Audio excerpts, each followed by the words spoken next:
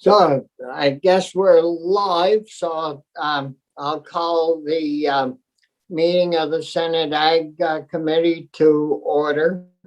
It's Friday, April 9th, and this morning we're going to hear a presentation from our Council Abby in regards to S61 and H88.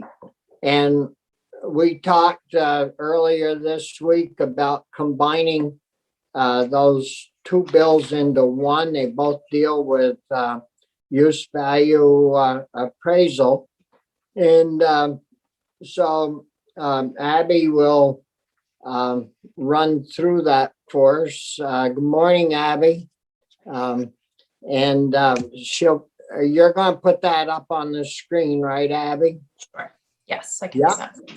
I don't know if, is Chris with us yet? No? Well, he'll catch up when he gets on, but we don't want to hold you up, Abby, so why don't we get started? Great. Thank you, Chair Starr. So I'm going to share my screen. So for the record, Abby Shepherd, Office of Legislative Counsel. Because I'm doing it on my iPad, I won't be able to see the committee members once I start sharing. So please let me know if you want me to stop or if you have any questions. So we can make a face at you and you won't even know it? Unless I go back and watch on YouTube, I will have no idea. Well, I'm sure we won't do that. Oh, here I go. I'm starting to share. Great. Just a moment. Okay, so can the committee see H88 as passed by House? Yeah. Great. So there's just one section in this bill really that has the substance of H88. It allows the Commissioner of Taxes to waive the requirement for agricultural land that a farmer certify every year on or before November 1st that the land or buildings are still being used for agricultural use. This allows a bit more discretion. As you heard from the Director of Property Valuation and Review, they would obtain through other means sort of follow-up information, perhaps income tax data about the use of the land to make sure that it is still being used for agricultural purposes. And this takes effect on July 1st of this year. So that's H88, the underlying bill.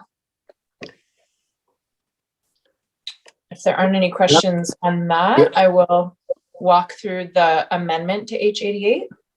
Yeah, did anybody have members, any questions on that? Nope. And yesterday we heard the explanations, of course, and all that of why this was happening. No, you can continue, Abby. Great. So the next document that I have up here is an amendment from the committee to House Bill number 88.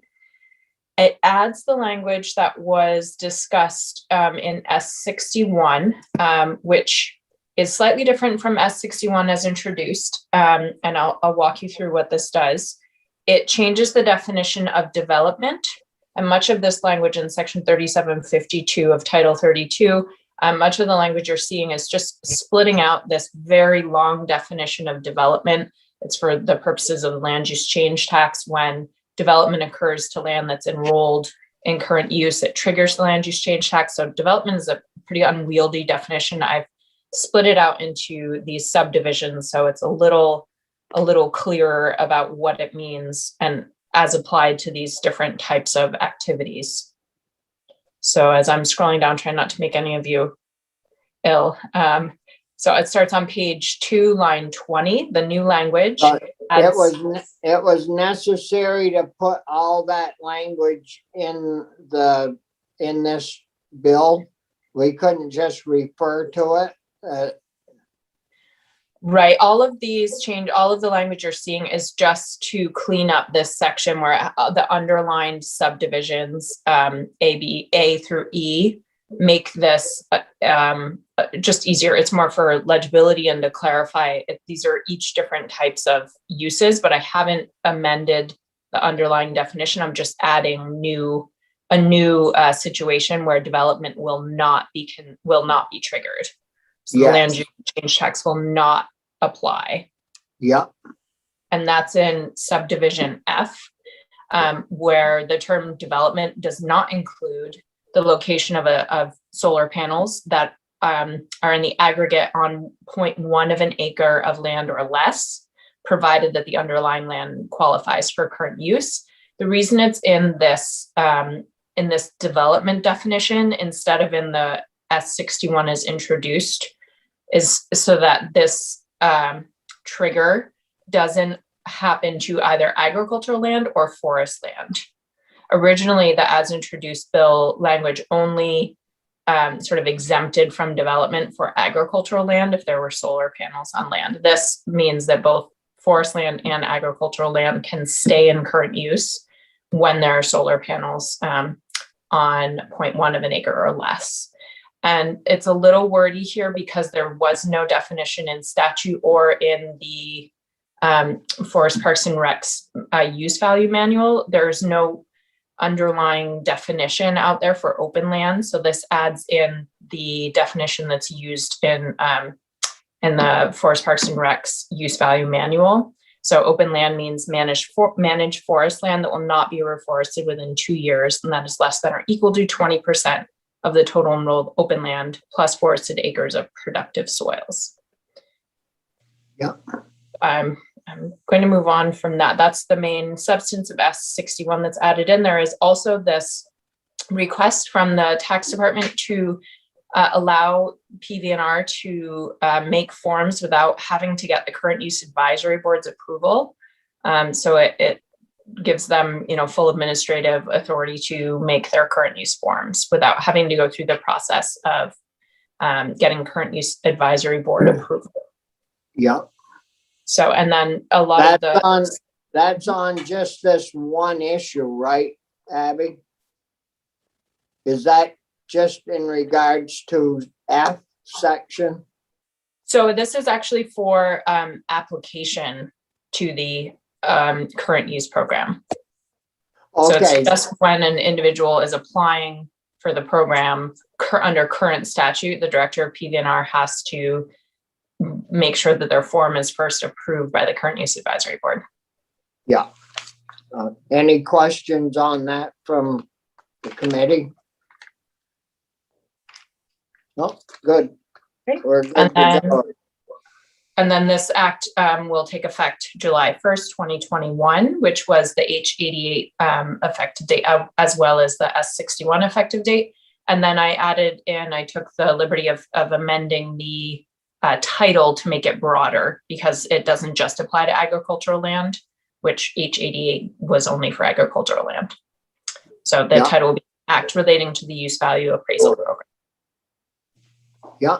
Are there questions for Abby from board members? Chris? Well, my question's for you, Mr. Chair, because I'll confess I haven't been able to focus on this yet. What's your timeline or sketch of a timeline? Well, I mean, we've heard from the tax department, and I don't know if there are others that we need to hear from. It doesn't, it's just a clarifying piece of language. And I was thinking that unless you folks, one of you didn't have a request to get more witnesses in, I thought we could vote it out maybe even today. I thought we'd have Corey report it. And Tom Cruise parent? yeah, Tom Cruise parent. And we would then you can speak to Ann, Chris, and I mean, they might want to look at it, but you guys are pretty busy and it doesn't really affect, I mean, if anything, it's going to save the state money because they aren't going to have to fool around with all these transfers and land transfers and all that stuff on that little tiny piece of property. As you know, we'll have to look at it. It's not up to the chair. And if it saves us money or costs us money in revenue, finance has to look at it. But if I just want to understand if I need to scramble and focus on this in order to vote today. And if so, I'm not saying I can't do that. I'm saying I may need a 10-minute break, but that's okay. That's on me. I understand it. I've just been busy. Well, I have to hop for an appointment in like 20 minutes. So, I mean, I don't want to delay it any, but I know I'm the clerk of the committee too, and I don't have any of the stuff to count the vote. So that's just the other issue. you don't carry that with you in your office? I don't. I'm not in my office today. We know you're sitting in your car, just waiting to make a big deal something. No, well, why don't we just wait until Tuesday then? That works for me. And then, Chris, you can look at it at your leisure rather than having to hurry.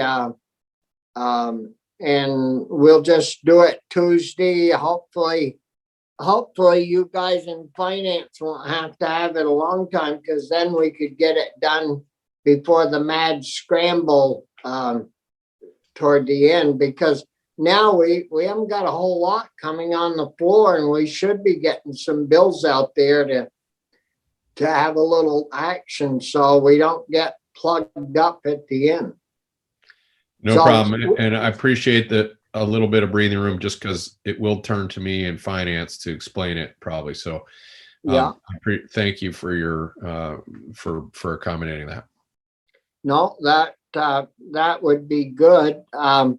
So we'll, are there any other questions for Abby in the language, the way it's put together? Now, I'll tell you, a good politician would have taken their own bill and hooked the H bill to the Senate bill. But being such a good guy, I figured I just let my bill slide and hook it to the House bill. None of you even picked up on that, right? Well, I Well, we noticed it assumed- had, yeah, I saw it had an H number. I knew. I We just, know that- Bobby, we when know you do you'd something, rather- I just smile. That's It right. took me a whole week to figure, being a nice guy, to figure that out. No, I don't know.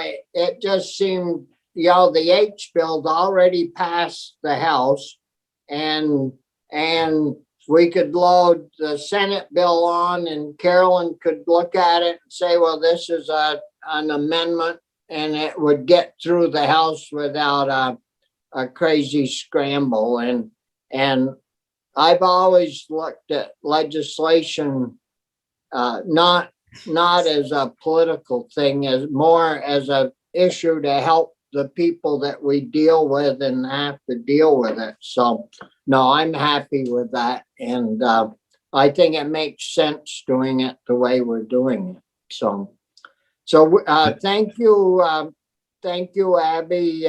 Good to have you with us, and you did a good job. And so thanks again. And I'm sure we'll have other issues for you to work on. Great. Thank you. Have a good day. Yeah. So we'll put that one on the schedule for Tuesday. Do you think, if we're gonna wait until Tuesday, what do you think about having Schneider just give it his blessings, and then Corey could say, well, we heard both from, the tax department and so we could have Michael, we haven't had him in, I don't think, all year. I think he was in once. Once. Yeah. So, yeah, we didn't even harass him, did we? No, we got some savings to use up. Yep. So we'll have Linda see if she could get him in, just to look it over and on Tuesday morning, and we'll try to vote it out, and Corey can take the vote and do all that good stuff.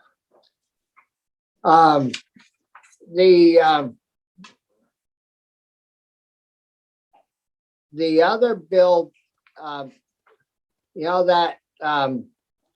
Ag Innovation Board, we've still got some more work to do on that.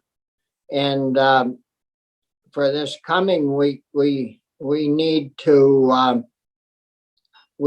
get, people in that we haven't had in to see if, because we had quite a few requests to add these people. Well, these people should have a voice on there. We've got to figure that all out so that board will work and take this info in and do a professional job of analyzing it and to do the okay or recommend it not be allowed, this certain product not be allowed to be sold.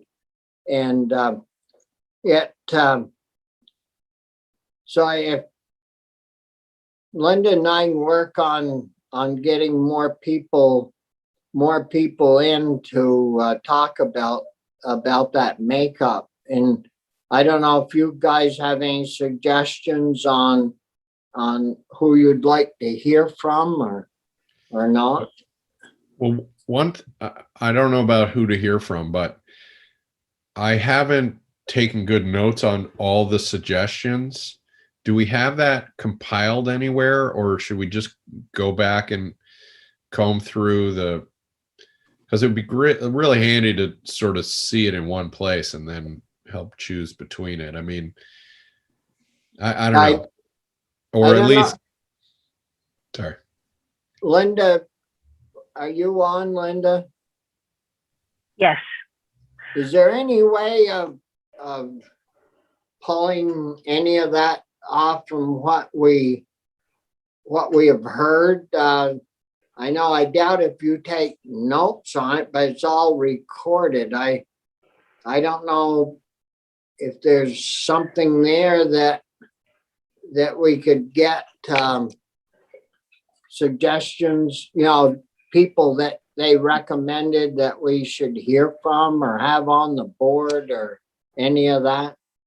I do know some of the people submitted written testimony, and I can kind of compile that and get it to you this afternoon. Yeah. Well, anytime over the weekend would be helpful. If you've got time, that's fine, but I don't want you to get overstretched either. Not a problem. No, okay. The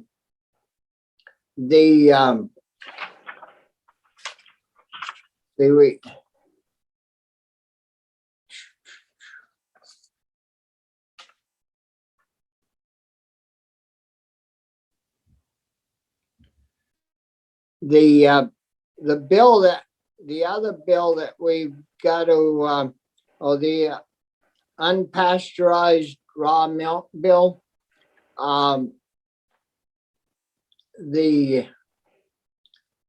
I don't know if that is, if that bill is ready to go. Did Michael put that bill together, Linda? Yes.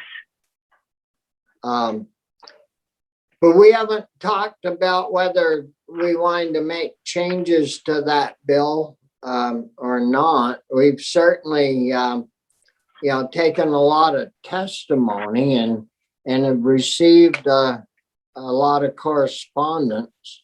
And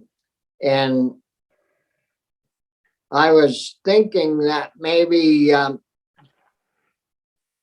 the current use bill won't take long.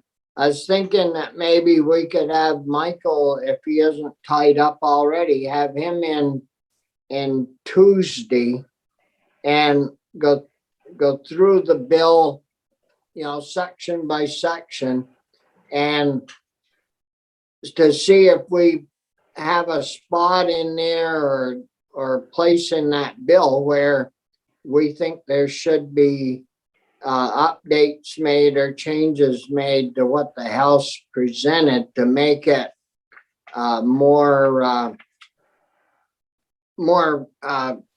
acceptable to our committee or to what we've heard in testimony. Does that sound like a plan for the committee, or you got any other suggestions? That sounds good. I think having Michael come in and go through it would be good. Yeah, Brian? Thank you, Bobby. Yeah, I'm also going to refer to an email I think we all got yesterday from Molly Wills. It came in about 11 yesterday morning.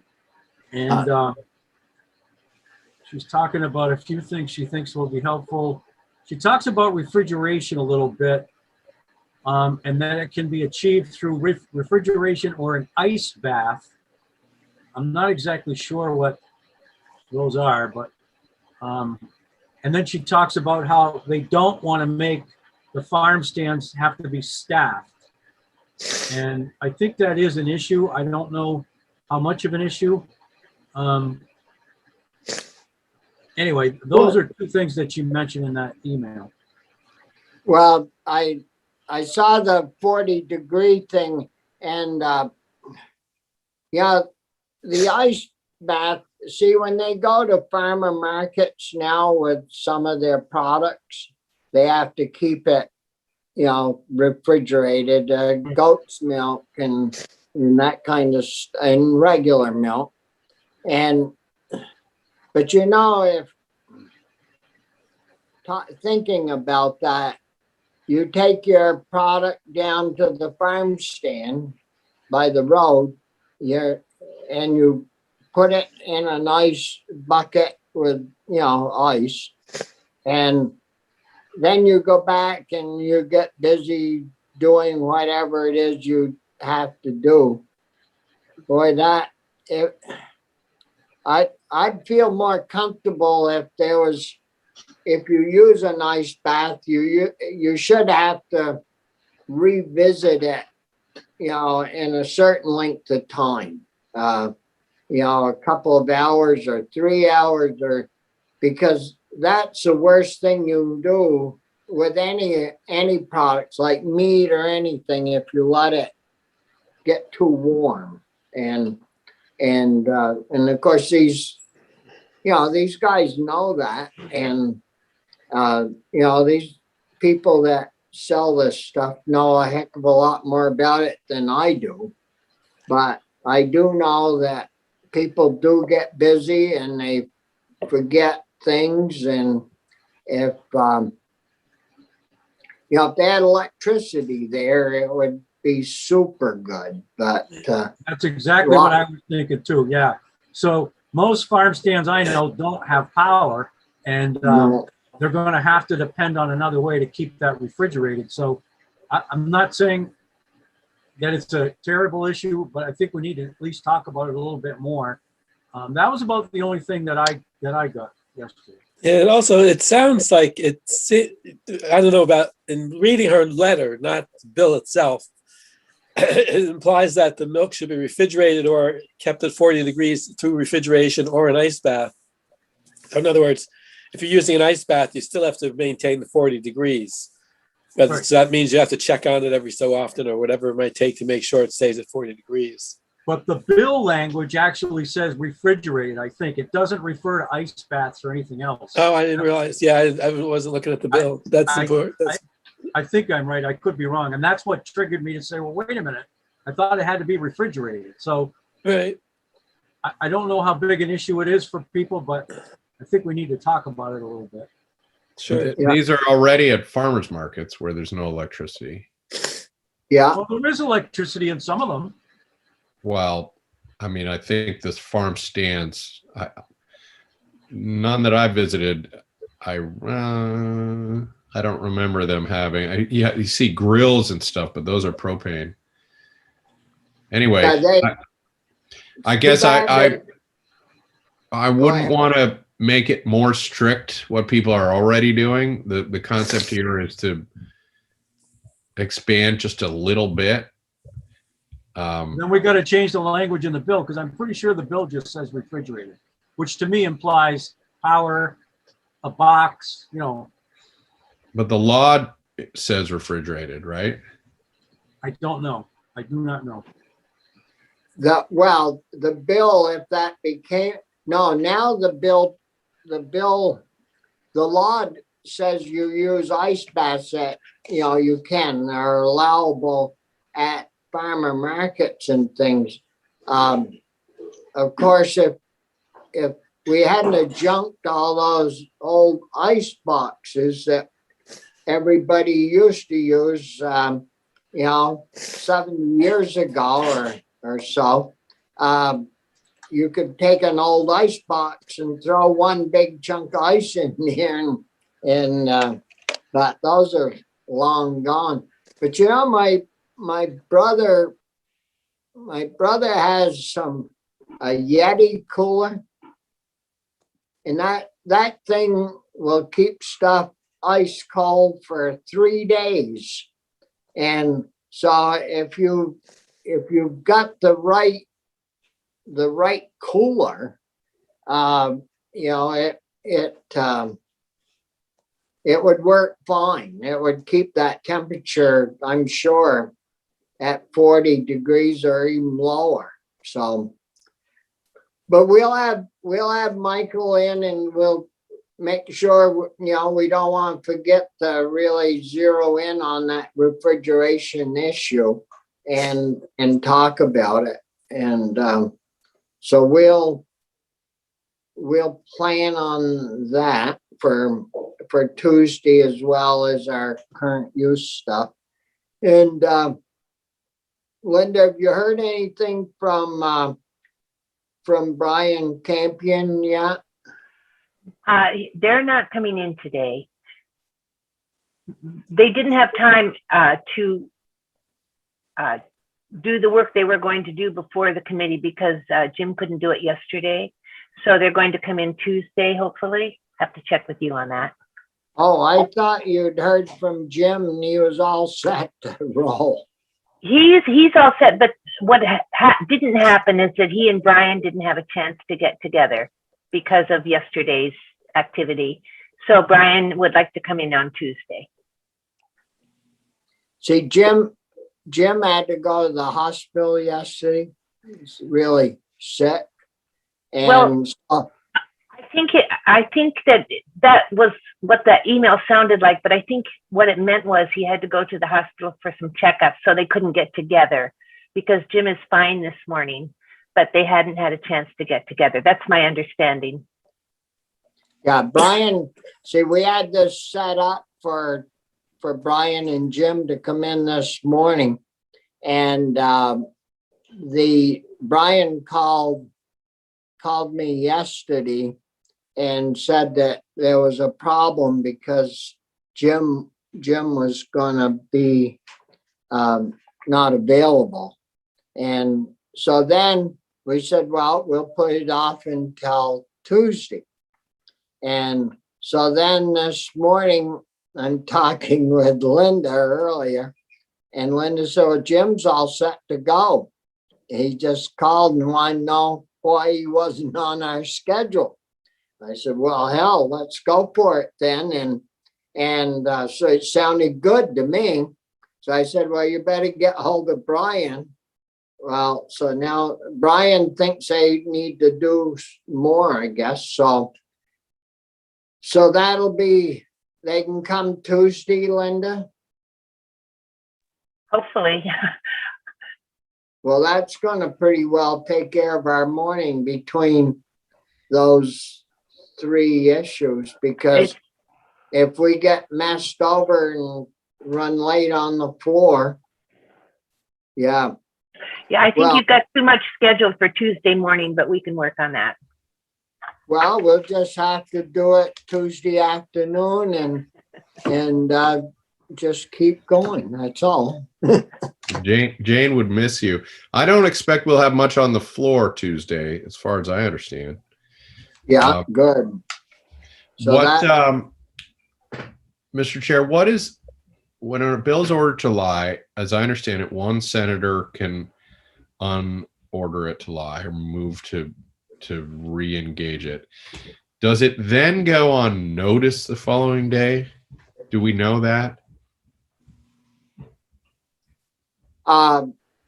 yes, I believe it goes on notice the next day and then up for action, of course, the following day. We want to keep an eye on that because shame on us if that sucker isn't out of the Senate by the end of next week. So, I'll tell you what, I'll be glad to find that out, but I would count on you to bring it to others' attention, if that makes sense. well, if we call it up Tuesday, it would be on action for Wednesday. No, yeah. So then it's presented on Wednesday and then Thursday for third. Wednesday would be action and for second reading. Then lay over until Thursday for final reading and passage. So we could, I think we could, you can check it, Chris, but I think we could even pull it up Wednesday and still make it by Friday. But it's got to be on the road this week. I think you can also always vote to suspend the rules and take it up for immediate consideration. Yeah. I think that's another path forward. I don't know whether that would be a good idea. In this Here. case or not. It's I'm looking at it here. It's Rule 38. Whenever a bill or joint resolution is laid on the table, it may at any time be called up by a senator. When so called up, the bill shall be placed on the action calendar for the next legislative day. So if we called it up on Wednesday, it would be on action Thursday, not on notice. So that's good to know because Wednesday, so Tuesday or Wednesday, we want to call it up. Yeah. And that means it could be acted Thursday and Friday. And shipped to the house if we, so, Brian, you want to talk to your caucus guys on that? I will. Of course, I got to know what the education committee's decided too. I don't have any idea. Oh, what? Oh, we won't have, you have your caucus tomorrow, right? We had it this morning Right. at 7:30, but we have another one on Tuesday morning before the floor. Well, Terenzini may know. As I understood, they were centered on breakfast. Yeah, I think I heard that too. that's what, I think that's where we're gonna end up is that's what they're planning on. Do we have a sense of whether or not Senator Kitchell can stomach that? Well, I think so, because at least she's still whining about the little rich kids being able to get a free breakfast but Yeah. I mean, I think, well, How many Most rich of kids those- does she think there are? I don't know, but it sounds like an awful lot. But I know Eric never went to school without a good breakfast. And so I'm not worried about the few lunches the little rich kids are gonna go eat. They still have to count the meals, I would think. And so, I mean, I don't know. I didn't realize we had that many, but I guess we do. So we're good to have Brian and Jim in Tuesday we'll set up the schedule and because we want to have Michael in too. See, the humane officer bill that they sent us, 421, we haven't done a whole lot with that thing either. I don't think we probably, we can have Michael review it. Well, Michael didn't put that one together though. That was put together by, is it Brian? B-Y? Bryn Hair. Yeah. So, no,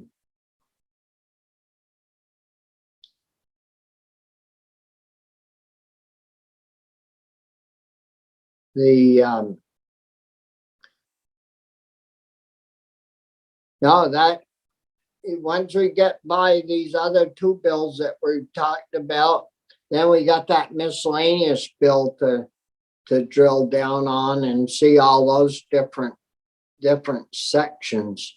So if you do have a chance, probably review 420, and we'll, after we get these other bills done and on the road, we'll start going through that miscellaneous bill. Is there anything else that any of you had requests to do, to hear from people or anything? That the On that bad bill, thing- do you mean more broadly or on that humane bill? No, more broadly, any particular issues, a lot of times there's things that we do for, farmer markets to make those run smoother. But I haven't heard anything from them. The only thing that,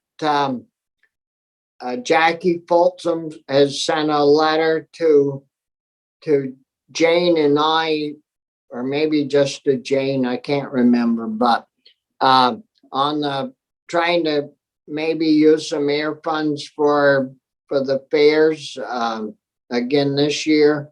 But that down in approach, that's about the only bill that deals with ag. And I asked again yesterday, are we gonna have any of that federal money to divvy up, and didn't really get a very clear answer on that. And the governor's issue, he sent out that announcement yesterday, I believe it was, about what he had projected. And I saw a lot for rural communities, in helping them with wastewater and all those good things, the broadband stuff, but I didn't see a whole lot for what we talk about as being real agriculture. I just want to say yes. I think that's important for us to stake out some ground on some of that money for food system infrastructure. I mean, good Lord. I'm not hearing people talk about direct grants to farmers or businesses necessarily, but we know there's huge, whether it's meat processors or vegetable all of that. I think we got to figure it out. The other one related maybe is the school incentive. I hear Senate Ed maybe put that back. And anyway, but this money, the ARPA money and the agriculture and food, that's definitely on my mind. And I'd love to understand where we're permitted to brainstorm or whatever.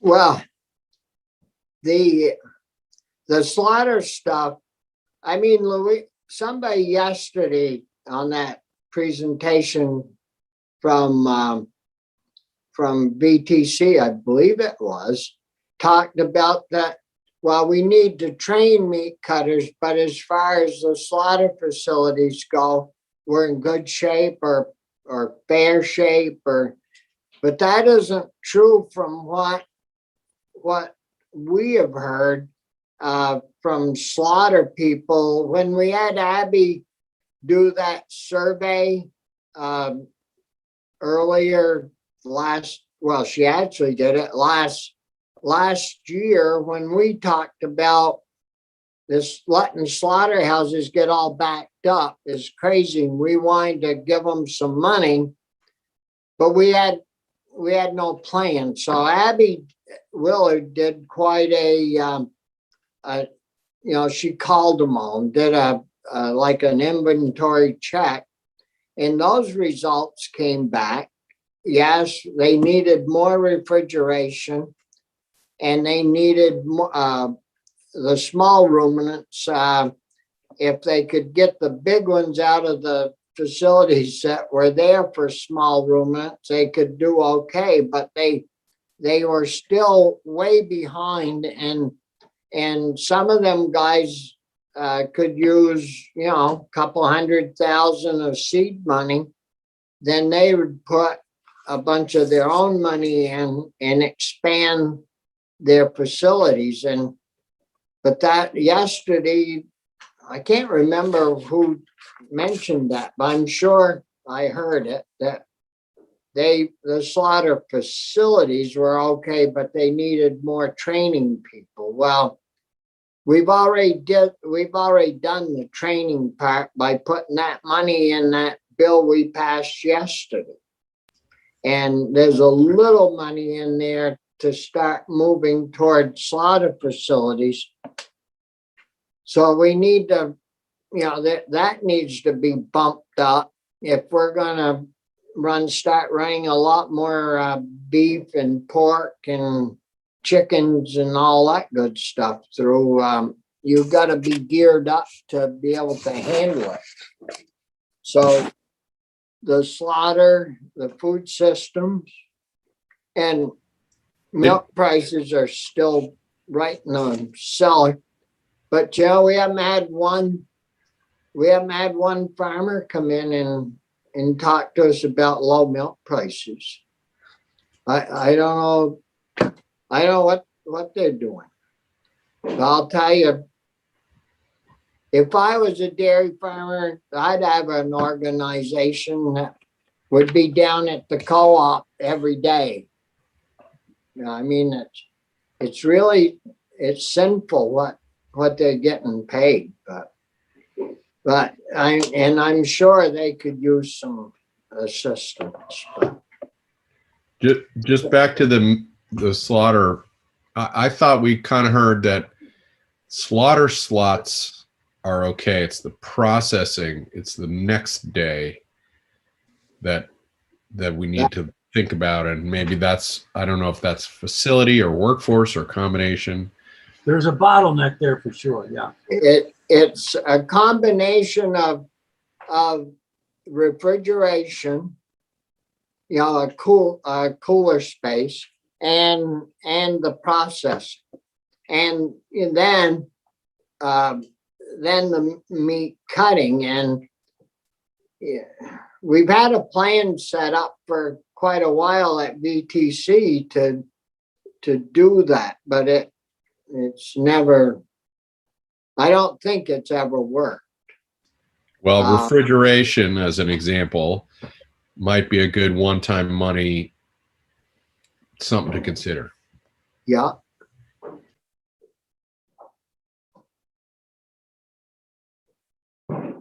What about none of the other folks, like we haven't heard anything from the farmer market people, I guess, the little electronic machines that they use where people can use their credit, a little EBT credit card and stuff. We haven't, last year we put some money in, I think, to get electricity to a few of those places where they couldn't use them because they didn't have juice or something. And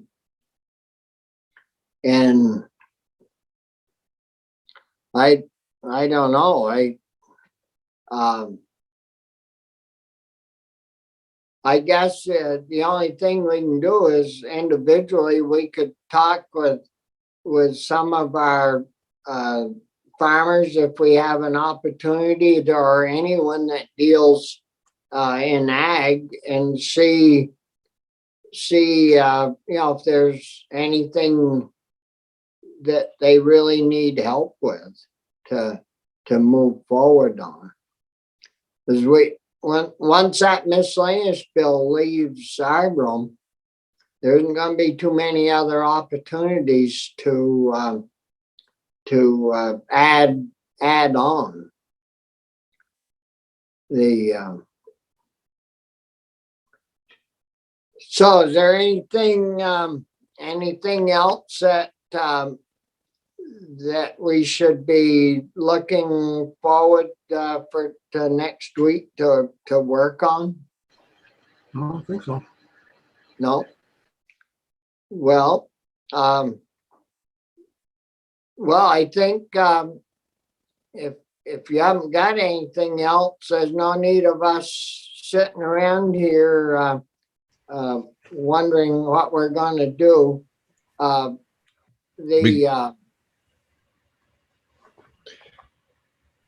So I guess we're all set.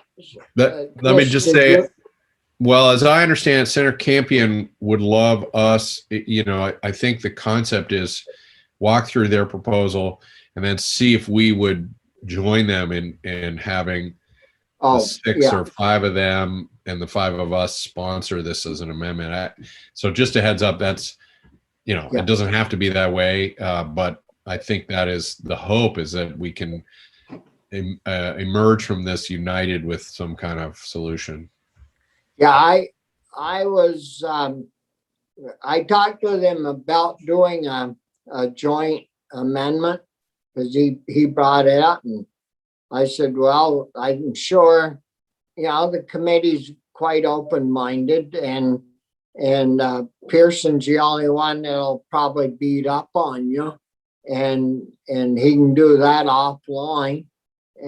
But no, I told him that that we wanted to get moving forward with this process, and we expected to get the whole apple like we normally do, but we might have to settle for less but have it on solid footing, and it would be great if we could all sign on and do a joint amendment to the bill that's sitting on the floor at the present time. And so that, I'm glad you brought it up, Chris, so it won't hit anybody by surprise come Tuesday. I didn't even think to mention that, but